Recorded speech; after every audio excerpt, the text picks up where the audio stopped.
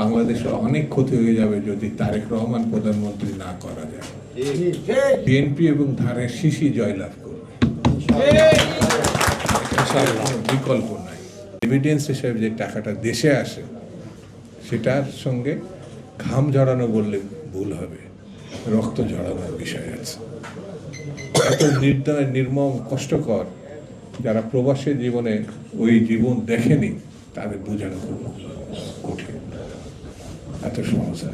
সেই জন্য আপনাদের কাছে আমার প্রথমে যেটা বললাম, কিউব হোল্ডিংসের গল্পে সেই রেখাটি আঁকা হয়েছিল আজ থেকে 1 যুগ আগে। নকশাই আমাদের ভাষা। Cube holdings limited. সুন্দর করে মিটিং করলেন, মত বিনিময় করলেন। আপনারা যারা মনে করেন এই কাজগুলো হওয়ার দরকার প্রবাস জীবনে যারা ছিল তাদের জন্য, তার পরিবারের জন্য, সেগুলো যদি আপনারা আনুষ্ঠানিকভাবে সুন্দর করে লিখে দিতে পারেন তাহলে সরকারের সেটি পালন করা সহজ হবে।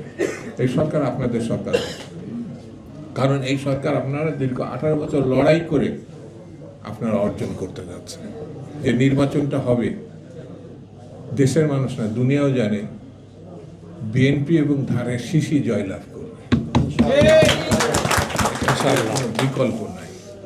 হ্যাঁ, নিজেদের ভিতরে প্রত্যাশা প্রাপ্তির কিছু কিছু অসঙ্গতি থাকতে পারে, সেগুলো একটা ছোট মাপে সেটাও বলবো না, কিন্তু মনে রাখতে হবে নিজের প্রত্যাশা পূরণ হয় নাই বলে রাগ করে যেমন উঠানে ভাত ছিটি খাওয়া যায় না, ঠিক তেমনি সরকার ছাড়া, নির্বাচনে জয়লাভ ছাড়া, সরকার ছাড়া বাংলাদেশের অনেক ক্ষতি হয়ে যাবে যদি তারেক রহমান প্রধানমন্ত্রী না করা যায়। এটা আপনাকে মনে রাখতে হবে। চারিদিকে যে ঘটনা দেখছেন, কি এমন করলো বাংলাদেশ যে ভারত সেটা সহ্য করতে পারছে না? বাংলাদেশের জনগণ শেখ হাসিনাকে তাড়াইছে। কেন তাড়াইছে? তিনি বাংলাদেশের 60 লক্ষ মামলা দিয়েছে, আসামি বানিয়েছে। 60 লক্ষ, পৃথিবীর আর কোনো জায়গায় এত মামলা হয়নি।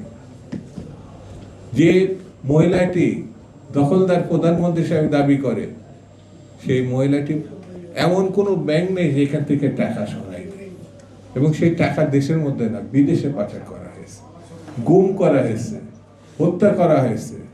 আর জেলের মধ্যে কত মানুষের, এখানে যারা বসে আছেন সবাই কম বেশি 2-1 বার করে জেলে ঘুরে আসছেন, এবং আপনারা প্রবাসী ছিলেন বলে যে আপনার মামলা থেকে বাদ ছিলেন এমনও না, আপনাদের নামও মামলা দেওয়া হয়েছে।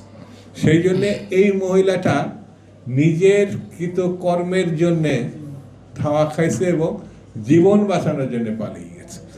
এটা বাংলাদেশের ইতিহাসে এইরকম দৌড় দিয়ে অন্য দেশে গিয়ে নিজের জীবন বাঁচাইছে এরকম প্রধানমন্ত্রী এর আগে ছিল।